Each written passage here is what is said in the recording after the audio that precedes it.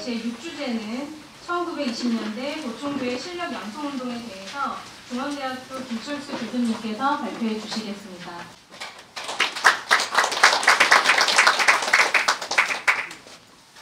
네, 중앙대학교 김철수입니다.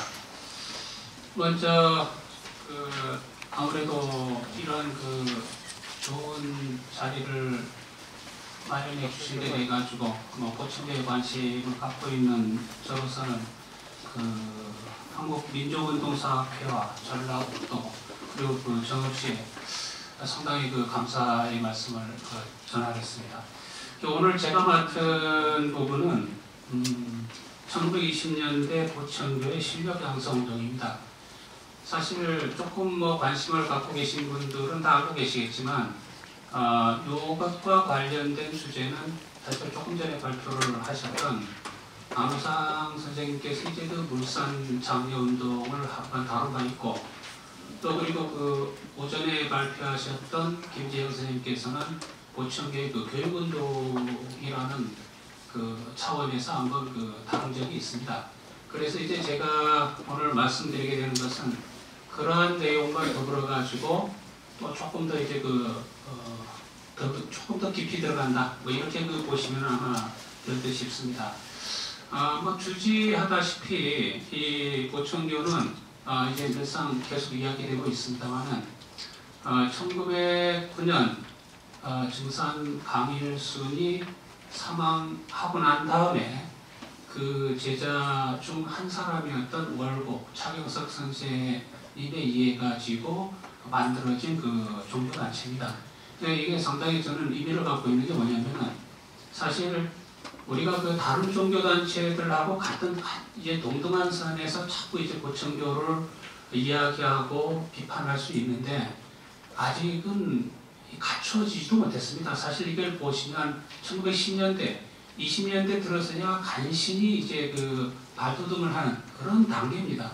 그런 쪽으로 이제 평가를 해주시면 이제 좋을 것 같습니다. 그래서 우리가 흔히 이야기할 때 1916년 말이 돼야 사실 이제 방주제를 채택을 하고 24방주제를 만든단 말입니다. 그때까지도 공개가 되지 못합니다. 당시 상황은 다 아시다시피 일제강점기였고, 강점기뿐만이 아니고 원래 종교단체가 처음에 시작할 때는 이게 공개적으로 조직을 다 드러내놓고 한다는 것은 상당히 어려운 겁니다. 그러다가 1919년에 다 아시다시피 3.1운동을 맞았고, 사실 3.1운동 이후에 이제 보충교의 교세는 이제 성장을 하기 시작합니다. 그래서 19년 말에 되면은 앞에 24방주제를 확대를 시키죠. 60방주제로 이제 완전히 확대하면서 이제 자리를 잡기 시작을 합니다. 그래서 이제 문제가 되는 게 뭐냐면은 당연히 오늘 주제도 그렇지만은 보충교라는 개념도 사실 그전에는 이게 존재하지 않았죠. 다 아시다시피. 아까 앞에서도 말씀들 하셨지만은 선도교, 태울교, 훔치교 이런 것들은 그냥 이제 우리가 뒤에서 이제 붙이는 이야기고, 실질적으로 보충교가 나타나는 개념은 다 아시다시피 1921년 경남 황석산에서 이제 교명 고천제를 올립니다. 그죠? 교명을 어떻게 할 거냐, 그 다음에 어떻게 움직여 나갈 거냐 하고 난 다음에 22년이 됐어야, 22년 1월이 돼서야 실질적으로 이 서울의 경성의 경성 보충교 진정원을 만들면서 이 보충교라는 이름이 공식적으로 단시행을 이제 하게 되는 겁니다. 그만큼 사실은 이 당시 보충교라는 것은 상황도 이제 여의치 않았고, 또 그 다음에 20년 3.1운동 이후에 들어서면서 이게 사람도 확대되고 거기에 따라 가지고 이제 교금도 확대되었지만은 아직까지도 이제 자리가 잡혀있지 않은 상황입니다. 그런데 이제 민족운동과 관련돼 가지고는 실질적으로 3.1운동 이후에 우리가 20년, 21년, 22년, 23년 더 나아가면 24년 사실 이 5년이 상당히 중요한 기간입니다. 또 그 다음에 24년이 되면은 결국 시대의 1.19 사건을 겪으면서 다시 이제 25년 이렇게 흘러가기 때문에 또 다른 문제가 또 생기기 때문에 사실 1920년대 전반기에 이 보충교의 이 역량이라는 것은 확대됐단 말입니다. 그런 면에서 이제 이 민족운동과 관련될 수 있는 여지를 이제 갖게 됩니다, 물론.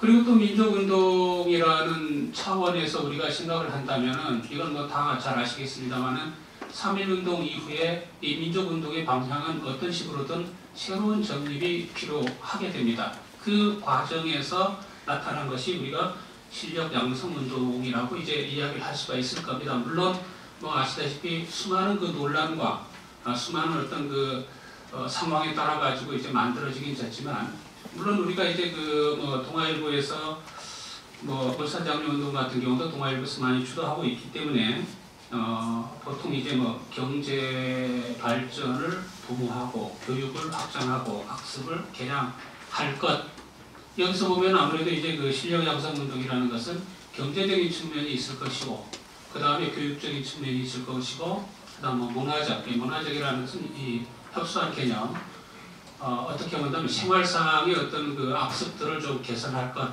이런 세 가지가 상당히 중요한 것으로 이제 보입니다. 그 중에서 이제 제가 관심을 갖고 있는 것은 오늘 말씀드린 것은 그 경제적 그리고 교육적, 이것도 또 더 깊이 들어간다면은 다 아시다시피 그 조만식을 필두로 한 이 울산장려운동, 그리고 그 미래대학 설립운동, 이 두 가지에 대한 내용만을 갖고서 간단하게 말씀을 드릴까 합니다. 그리고 앞서도 말씀드렸습니다만은 사실 이 사회운동하고 이게 종교운동이라는 게 이게 여러 가지 어떤 그 상당히 복잡한 관계를 가질 수밖에 없습니다. 당시 그 신생 종교 교단으로서의 부천교, 사실은 뭐 다 아시다시피 기독교라든가 불교는 이미 종교로 인정이 되고 있었고, 그거 외에는 전부 다 종교 유사단체, 소위 유사종교라는 묶음을 갖고 있습니다.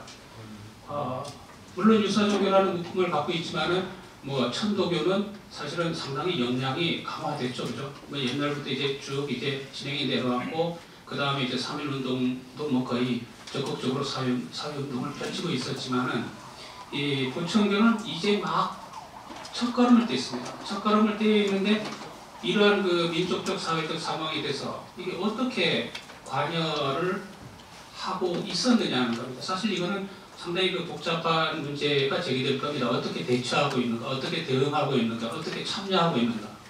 근데 이 참여다, 대응이다 하는 말도 어폐가 있습니다. 이게 사실은. 그 아까 말씀드렸듯이 이게 종교라는 하나의 그 교단이, 차경석 교단이, 차월국 교단이 사회운동이 주도가 된다 해서 거기를 꼭 이제 따라가야 될 것인가 하는 여러 가지 그 문제들이 있습니다. 종교교단이라는 것은 자체 나름대로의 독특한 어떤 이념을 갖고 있습니다. 그렇다 하더라도 또 우리가 무시할 수 없는 것은 당시 어떤 그 식민지적 상황이라는 것은 이러한 민족적, 사회적 요구에 대한 것을 외면을 할 수는 분명히 없다는 사실입니다.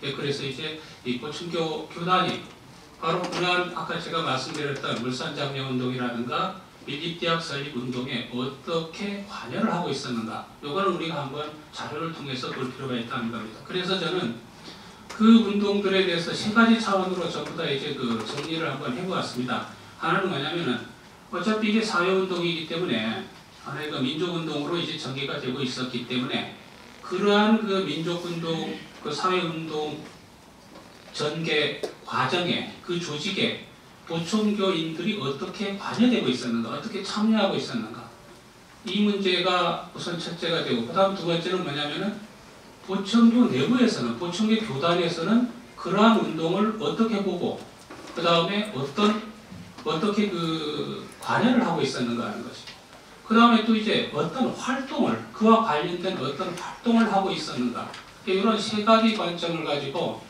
일단 한번 글들을 좀 구성을 해보았습니다. 그래서 이제 자료에서 그 내용들을, 그 포인트들만을 뭐 간략간략하게 말씀을 드리겠습니다. 그 자료의 154쪽을 보시면 우선 이제 그 울산장려운동의 이 보천교 교단이 어떻게 참여를 하고 있었는가. 154쪽의 한 중간에 보시면 울산장려운동이 보천교에 어떻게 관련을 맺고 있었을까.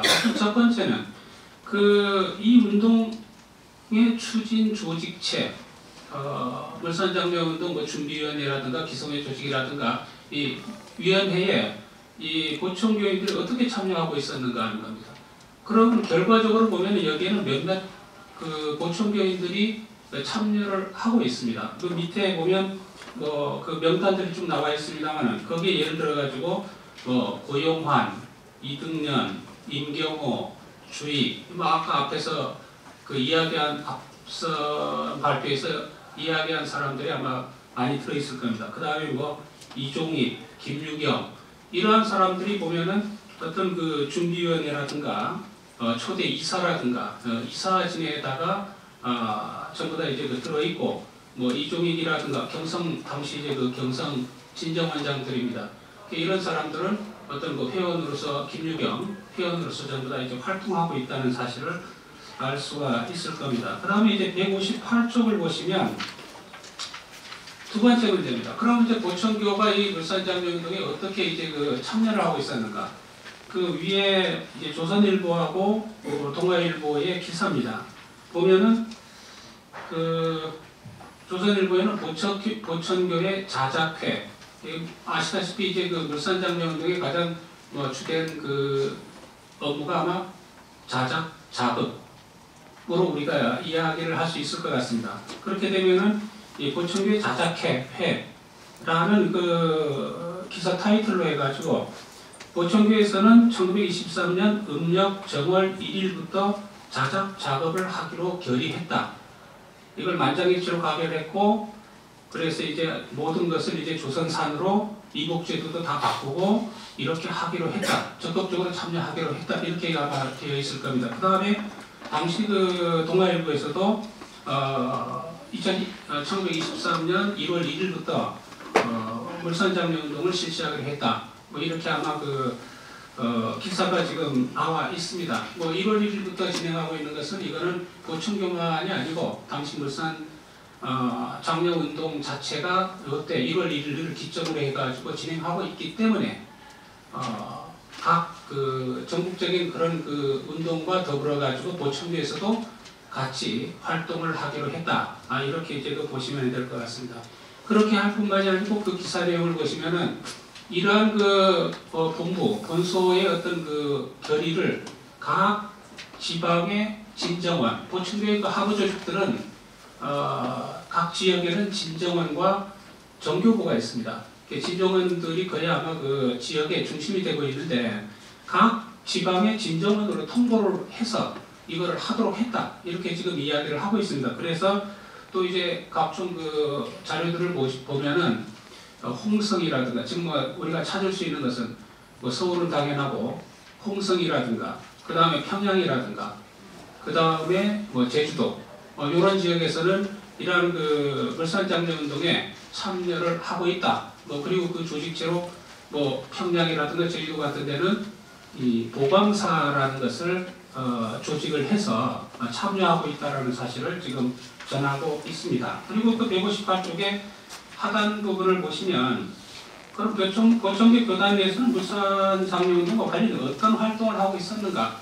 이거는 뭐 이것도 앞에서 쭉 이야기가 사실은 됐습니다만은 여러 가지로 우리가 이야기할 수도 있겠습니다만은 보청교 본소에서는 이미 그 뭐 각종 공장 아까 이제 김재영 선생님도 이야기를 하셨듯이 뭐 유리 공장이라든가 뭐 염색 공장이라든가 농기계 공장이라든가 이러한 것들을 다 그 지어가지고 자작 작업을 준비하고 이미 실행을 하고 있었고요.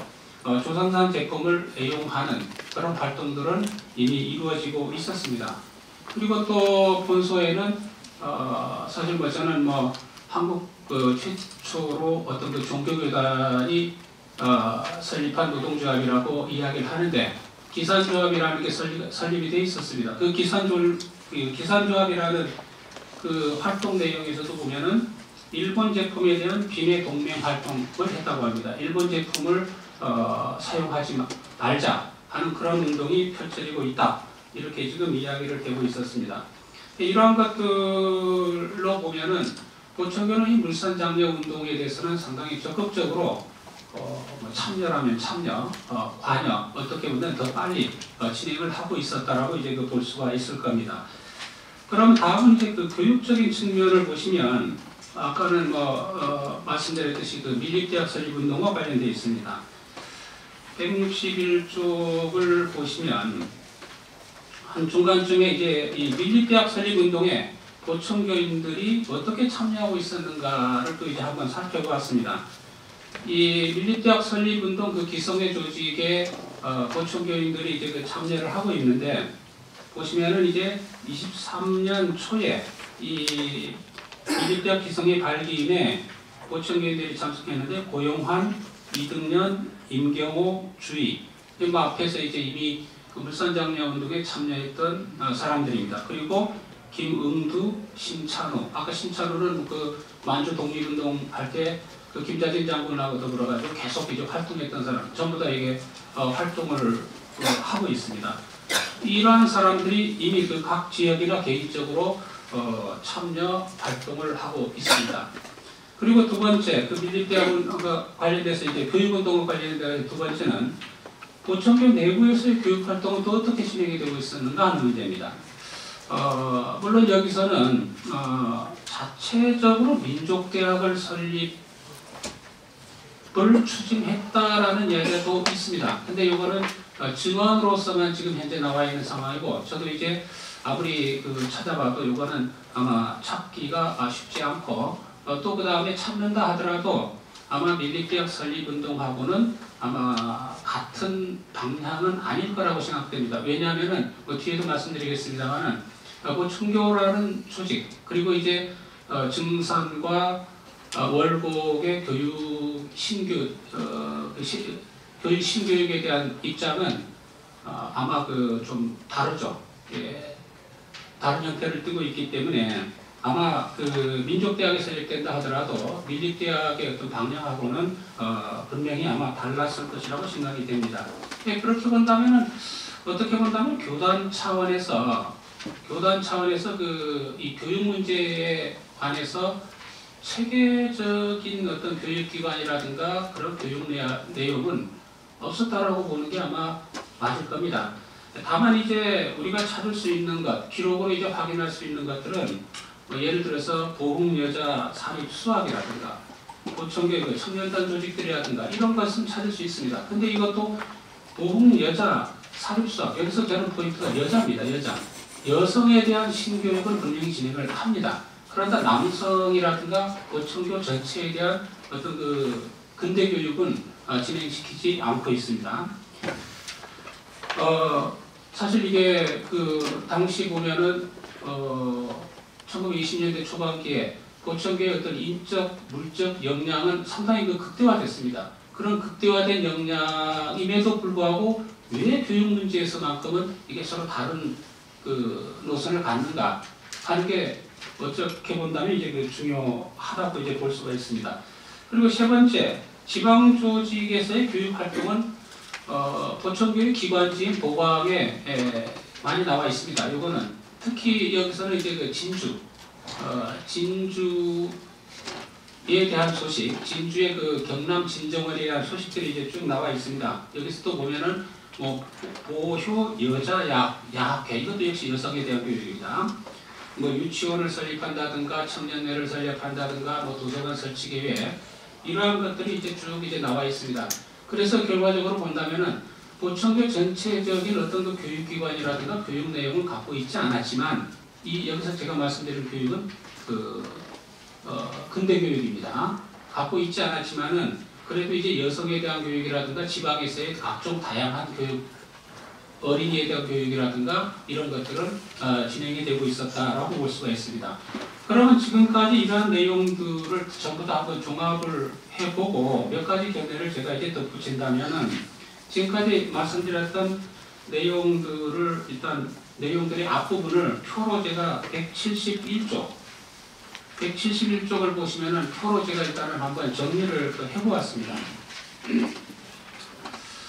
실력 양성 운동에 참여한 주요 보청교인들의 활동을 해서 고용환, 이등년, 임경호, 주익, 임규, 이종희, 다른 사람은 빼고 하여튼 요 분들만 해서 보청교에서의 당시 어떤 그 지위라든가 주요한 보직들이죠. 보직이고, 울산장려 운동 관련된 활동, 그 다음 밀립대학 설립과 관련된 활동, 기타 활동은 뭐 이분들이 뭐 이것만 한 건 아니니까 다른 내용들 다 한번 정리를 해봤습니다.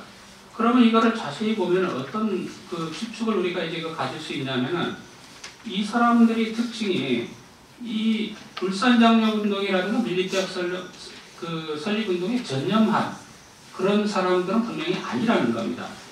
이전부터 사회활동을 꾸준히 해왔고 그 일환으로 이러한 그 활동에 참여했다라고 이제 볼 수가 있다는 겁니다. 예를 든다면은 어떤 기록에서는 이 주익에 대해서 이런 이야기가 납니다. 상해파 공산주의 그룹이 재조선 책임자로서 밀립대학 설립운동에 참여했다. 이렇게 이야기를 지금 하고 있기 때문에 어떤 그 도청교의 대표격으로서의 활동을 한 것은 아닌 것 같다라고 이제 볼 수가 있습니다. 그렇다 하더라도 아마 앞에서 말씀드렸듯이 도청교의 그 울산장려운동이라든가 밀립대학 설립운동에 대한 참여의 의의는 평가절하되지는 아마 않을 겁니다. 그리고 그 다음은 사실 뭐 시간은 조금 없습니다만은 그 근대교육에 대한 하나의 그 도청교의 입장입니다. 사실 이거는 뚜렷이 아까도 말씀드렸습니다만은 사회적인 기대와는 분명히 차이를 보이고 있습니다. 그렇다고 하더라도 우리가 이제 그 가만히 생각을 해본다면 물론 이것 때문에 나중에 보시면 혁신회와 도청의 내부적으로 혁신회와 이제 갈등을 보입니다. 그 신문화를 이제 그 거부하는 것, 근대 교육을 거부하는 것, 학생을 학교에 보내는 것을 좀 거부하는 것, 이런 것들에 대해서 이제 문제가 생겨가지고 결국은 이제 혁신회에서도 그것을 주로 문제 삼고 있습니다만은 뭐 이런 것들은 사실은 아까 말씀드렸습니다만은 이 증산과 이 원류국이 갖고 있는 그 교육과 특히 근대 교육을 상당히 그 비열한 것으로 보고 이 민족 교육을 통한 어떤 민족혼을 양성을 하고 여기에 따라 가지고 나름대로 어떤 그 종교적인 공동체를 설립하려 했던 그러한 쪽에서 우리가 찾아볼 수 있지 않을까라고 생각이 됩니다. 그래서 이제 역사를 보는 데에는 뭐 사실 뭐 여러 가지 시각이 분명히 그 존재하고 그런 차원으로 이 보천교의 그 교육 활동에 대해서 우리가 접근을 해야 되지 않을까 하는 생각입니다. 뭐 시간이 없기 때문에 저도 이제 뭐 다음을 그 토론 시간을 뭐 기약하고 여기서 이제 매듭을 짓겠습니다. 네, 고맙습니다.